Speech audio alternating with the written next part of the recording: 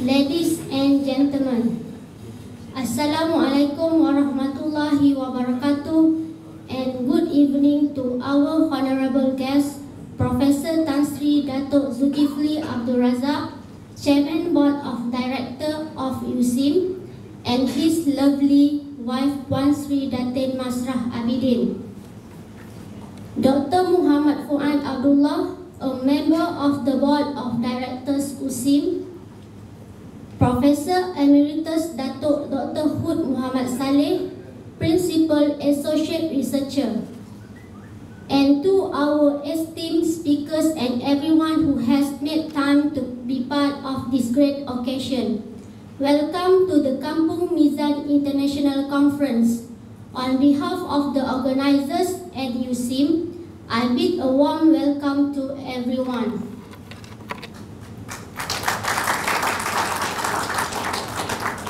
For the next 3 days, we will have 25 speakers who are sociological experts and professionals sharing their work and thoughts on how to balance development and sustainability of kampung village in English from multiple perspectives. The opening address will be delivered by Professor Tan Sri Datuk Zulkifli Abdul Razak. He has such an illustrious biodata that I will do injustice if I try to summarize. Therefore, let me simply say, Professor Tan Sri Datuk Zulkifli Abdul Razak will give us his opening address.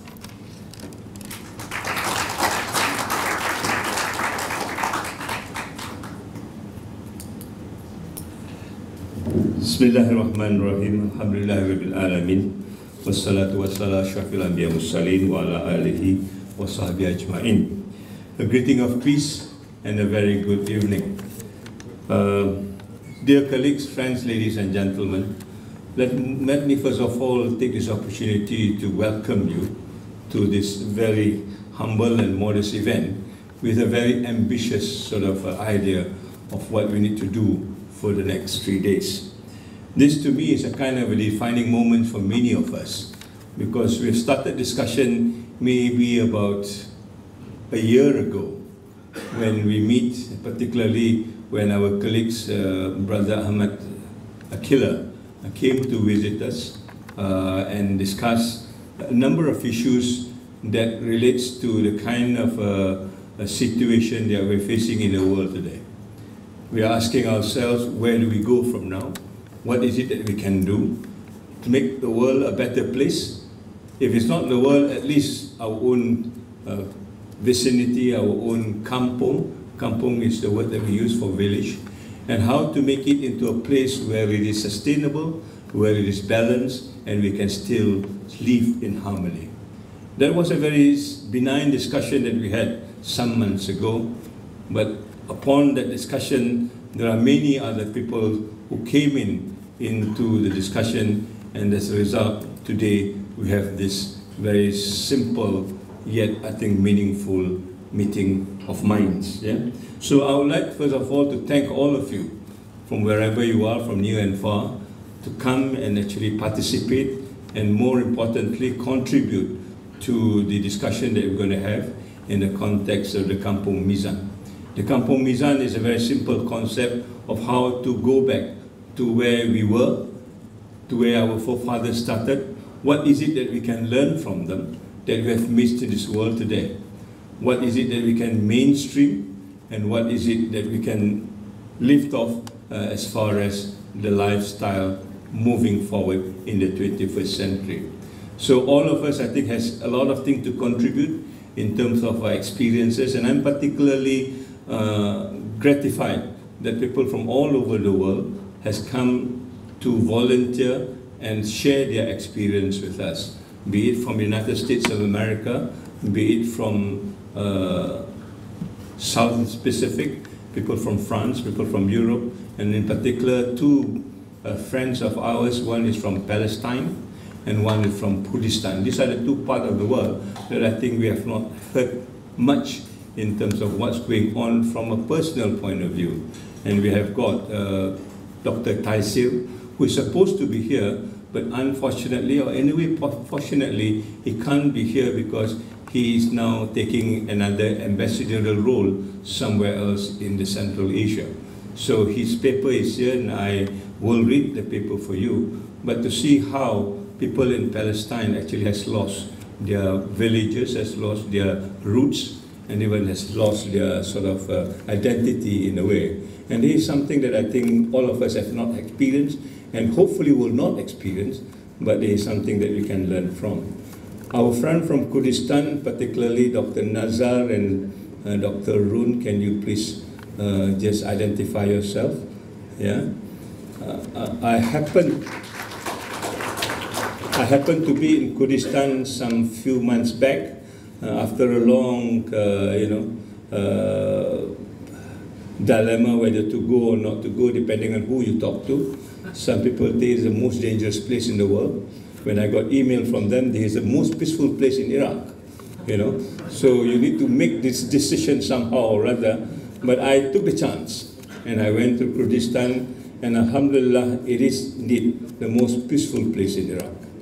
There is no resemblance of any violence, no aggression, and yet people are living in a very peaceful way. And so I thought there is a place that has been misunderstood in many sense. And when I spoke to them, whether they are prepared to come and share their experience with us, here you are. They are both of us, this lovely couple, Dr. Nazar and Dr. Run. Yet they will bring us a story of what Saddam Hussein did to them some years ago, where I'm told at least 2,000 villages were demolished over that period of time. So this is another story that you've probably heard, and certainly there are many more from all of you. Yeah? So today or tonight or the next 3 days will be a kind of stock taking. We had our own stock taking in the last April session, where a group of Malaysians came down to find out exactly what we have got and what we need to do about it. So with that, I think we want to expand it to an international audience, including some of you. But it's a kind of a still stock taking of where we need to go and how we need to do in the context of trying to bring this Kampung Mizan alive for the new generations at least. Yeah? So I'm indeed very, very grateful that you have spent time and effort in trying to bring up some of these issues of concern so that all of us can share and learn from each other.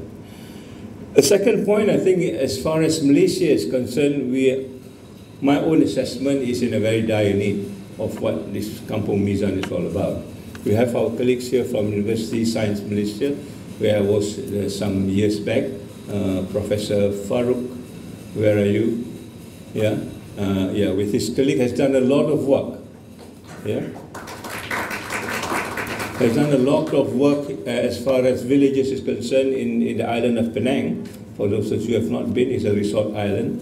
And there are, I think, Prof, if I'm not wrong, maybe about more than 20 kampungs at the risk of being demolished or marginalized over the next decade or so. This is something I thought which is very serious as we move on and pronounce ourselves as a developed country. We do not want to lose some of these places where we used to grow up and we used to also benefit from. So how then we can sustain some of this? How then we can actually make it a place where we can still benefit from? Not only that, I think there are even very serious examples in Malaysia. For those of you, University of Malaya would remember a place called Kampung Kurinci and Kampung Abdullah Hukum. Yeah? When I was a student, when we go to University of Malaya, these are some of the places where we stay, and we also, interact with the people. As far as I know, and from my little reading, this is one of the oldest kampung in that particular part of Malaysia. It is a very multicultural in nature, but now if you go to Abdullah Hukum and Kampung Kurinci, you will see just high-rise, and high-rise and high-rise. And Kampung, I would call the name Abdullah Hukum and Kampung Kurinci is just now a blip on the LRT. Yeah, it is called now Bangsar South. Yeah, for some of us it's called Bangsat South, and because the kind of devastation that was created just overnight, perhaps, is something that is really unimaginable. Yeah? That has been an example. We see many other things that will be happening. Kampung Baru is one of the other places, which is in the heart of Kuala Lumpur, that will probably be facing the same fate with Kampung Kunci and Kampung Lahukum. Perhaps it's too late, perhaps it's not too late, but we need to do something about it, at least in the context of awareness, and I hope this particular conference will be able to awaken some sleeping soul to see that, Kampung Baru does not face the same fate as these other places that I've talked to you about. So for us, Malaysian, this is a very serious meeting of minds. This is a very serious stock taking, and more importantly, this is very serious foundation to move forward to make sure what we can do for the future, at least. Okay? So learning from others and learning from all of you is something that we look forward to. I know some of the developed countries has gone through the same thing, and I was in Vienna just 2 weeks ago, and the word Dorf is everywhere. Yeah, the word Dorf is everywhere, and I was made to understand Dorf means Kampung in German, but there's no resemblance of Kampung left. Everything else is almost a city, if not a big city or a small city, but yet the Kampung is not there. It is not so much the Kampung from my point of view, but it is rather the values that is attached to it. I think the world has also gone into a kind of a crisis of values to a certain extent. Where do we extract this value now, and how do you learn to live by these values that once were part and parcel of our lifestyle, and where can we actually sustain it in the context of where we are today. Yeah? So these are some of the grand ideas and the ambitious ideas that we've got that we hope will germinate in the next 2 or 3 days, so that at the end of the day, I hope we can come together and decide where do we need to move forward from here. How do we actually work in a global sense? Can we network? Can we learn from one another? There's another friend that I need to mention, Dr. Francois, who has also been writing a paper on the villages in the French fringes. Yeah? He's supposed to come, but he couldn't come. Also, fortunately, he has got a new post as a dean in one of the Australian universities, I think in Darwin. So this is a good thing for us. But yes, he will be sharing with us, and I think one of our colleagues will be reading his paper of how he actually longed for these villages in France, as it were. So ladies and gentlemen, I would like to end this by once again thanking you, and particularly for those people who have toiled night and day to make this happen. It is not an easy feat for us, for a university in USIM, to go kind of way from what they've been doing in the last 16 years to get this conference up. Okay? For that, I would like to single out some 10 young academics and also graduate students and administrators who have been working night and day to make sure that this conference is a successful one. One of them will be this lady that was the Miss Ain, yeah, and the other person is Adila. Can you stand up? Yeah. There will be 8 more, I think tomorrow we will introduce to you as we go along. They have taken a lot of effort in making this happen. I would like personally to thank Professor Hood. I think all of you know him. Yeah, he's the mafia that brings most of you here. So I'm glad that the network comes back in the context of looking at what Kampung Mizan is all about. I would like also to acknowledge Dr. Mahazan, who almost single-handedly worked this on. Yeah? And not forgetting also, he will not be able to do that without the permission of the Dean, and the Dean is here, Dr. Yahya. And Dr. Yahya is kind enough to donate, quote-unquote, level 3 of his faculty for this particular research. We are now trying to make that particular area as an area of focus for this particular research on the Mizan and all the other transdisciplinary research, so that transdisciplinarity will become part and parcel of the university in the long run. So on that note, thank you once again. I look very much forward to the discussion, and hopefully we will come up with something substantial at the end of the 3 days. So Assalamualaikum, a greeting of peace, and have a good session ahead of you. Thank you very much.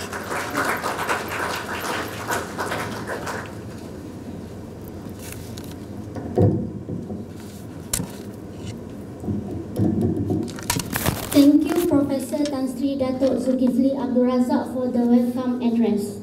Ladies and gentlemen, now we will have the keynote speech for this conference. To deliver this is Associate Professor Dr. Taisir Al-Shanable, who has a multidisciplinary background combining civil engineering, electrical and electronic engineering, and international relations. However, he is not here today, and his paper will be read by Professor Tan Sri Datuk Zulkifli Abdul Razak. It gives me great pleasure to invite Professor Tan Sri Datuk Zulkifli Abdul Razak to deliver the paper titled To Leza, a Village in a Jar. Assalamualaikum, sorry, it's me again. Like I said, Dr. Taisir is not able to come. He has just got a last minute assignment to be transferred to another location as an ambassador. So I will run very quickly with you. Can I have the PowerPoint? I'll run very quickly with you what he has got. You will be receiving his paper tomorrow. But just to go into some of the highlights that he has written in the paper, which I thought we can share together. Can you go with another one? Here's the one. Yes. I put in the PowerPoint already. The PowerPoint has been loaded up. Let me go into a little bit of history. How I met Dr. Taisir when I was in Cyprus. He was then a professor in the Near East University, which is basically a university that is charitable in its orientation. They take a lot of poor people around the area and to give them education, and it is done by philanthropy. If you go to the hospital, for example, it's not as though you are going to a hospital, you are going into a kind of an automobile museum, because this guy collects all vintage automobiles. So before you go to the hospital, you are presented with very nice cars, and you forget your illness somehow or other. By the time you go to the wards in the clinic, and they treat you almost like a VIP in that particular respect. So I really like that particular hospital and the way they treat people around there. Now, what makes me get attached to Taisir was basically when I talked to him, he showed me a jar, and a jar full of soil. And he said, this is a soil coming from Palestine. Yeah? He left Palestine at the age of 5, but somehow or other he managed, yeah. Anyway, I will work on the PowerPoint. He managed to keep this for more than 40 years now, very close to his heart. Wherever he goes, he will bring this soil. And he said, this is the only thing that reminds me of my village, of my kampung. And he kept it very closely to his heart. Yeah. And that is a jar in a place called Taulauza. Yeah? And he has this with him all the time to symbolize and to remind him he used to have a village at one time, and he longed to go back to that particular village. It is a lesson that I thought is important for us. Most of us still have got our villages, most of us can still go back, but most of us will not want to go back for certain reason or other, except maybe for festivities and so on and so forth. Right? Now, until you lose your village and have it in a jar, then I think the feeling will become very different. So I think it is a very important lesson, at least for me, to see how important where your roots are and how it actually shapes your personality one way or the other. There's a map of Palestine, I'm sure you know. There's a very different map now, if you look at it. Yeah? And I think this history is something that all of us are quite familiar with. Yeah? According to him, the name of the village comes from a very a vast sort of a farm that grow almond, and Taluza is basically the name for the almond, or rather it describes the almond hill. So you will see vast farms of almonds and also other trees like zaitun and so on and so forth. That becomes the economic sort of center for this particular village. That is the picture of the village generally. And this is, when he gave us this map, which probably doesn't mean much to us, but this is the close-up of what the village looks like. Yeah? It is still a very happy village, the way it is presented to us today.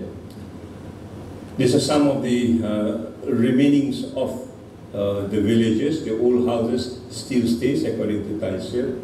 These are some of the other historical places that have been left behind, because nobody used it anymore, so it is there, but it is still preserved in that particular context. But according to him, it's only a matter of time when this will be destroyed, just like the stream.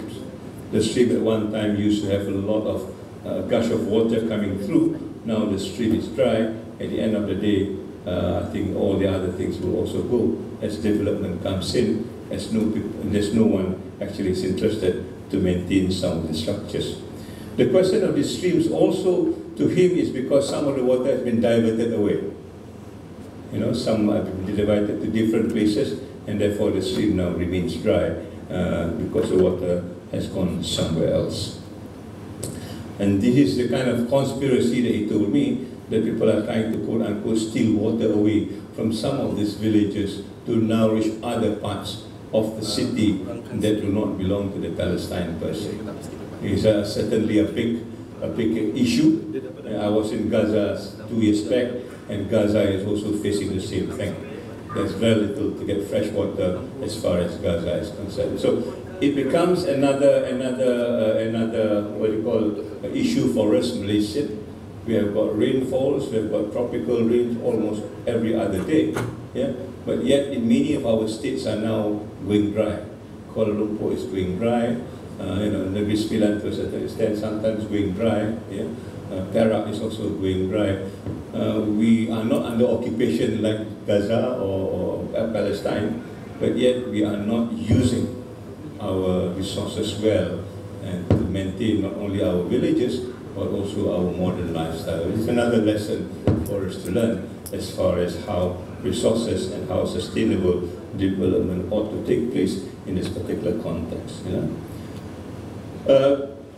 This is a letter that was written to him, inviting him to part of Palestine, and he's taking this opportunity to visit his kampung again.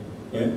But 3 times or 3 attempts of trying to go there, despite this letter invitation, he was denied going into his own kampung, as it were. Right? Again, a very emotional sort of instances for us. Yeah?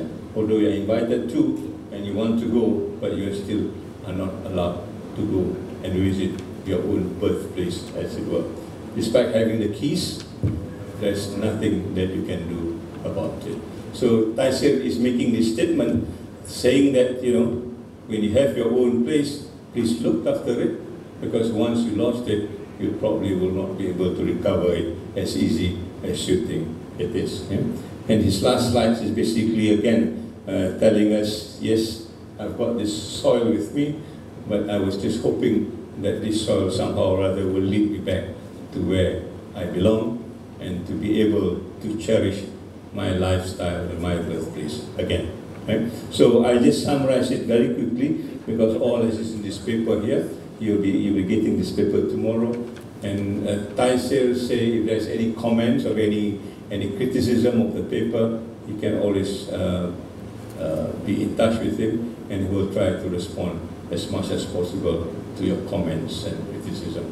So on that note, and on behalf and with a lot of apologies from myself to Dr. Taisir in particular, I'm sure he will deliver this much better than I do, but also to you, not coming up with the crux of the issue perhaps. Yeah?